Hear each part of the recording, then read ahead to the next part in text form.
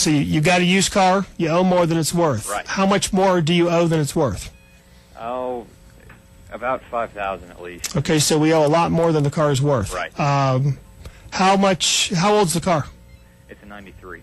Okay, so your first option, of course, is the car runs well, the car is mechanically sound. Right. You've got the option of being able to continue to drive the car, and therefore try and get to a position where you're not going to have the negative equity there. Okay. If you were to go and buy a more expensive car, you may have the possibility to have a dealer take the negative equity from this transaction and carry forward to another transaction. Okay. But what you always have to remember is, a dealer is not going to go and they may be able to give you, let's say, your $5,000 upside down, as you've said. You may get a really good deal on a deal, and it might help you out for $1,000 or $2,000, depending on what you're buying. Maybe there's a rebate back on a new car, or there's some other incentive money that gets passed on.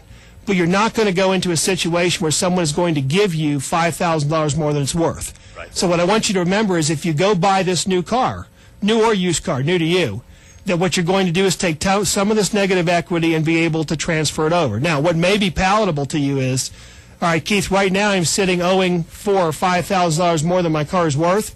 I'd rather owe $4,000 or $5,000 more than my car is worth on a newer car that I feel good about driving and keeping than an older one.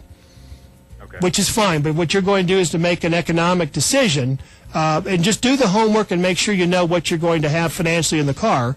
And hopefully the next one you buy, if you do buy this one, plan on keeping it long enough such that maybe you can get the negative equity situation worked out.